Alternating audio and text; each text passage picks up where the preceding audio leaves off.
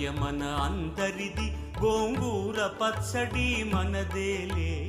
ఆవకాయ మన అందరిది, గోంగూర పచ్చడి మనదేలే.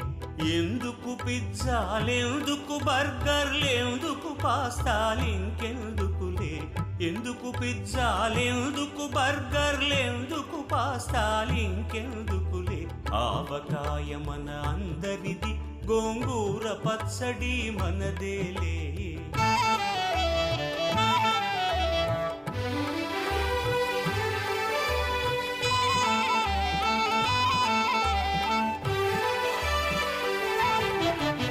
ఇడ్డెన్లలోకి కొబ్బరి చట్నీ, పెసరట్టులో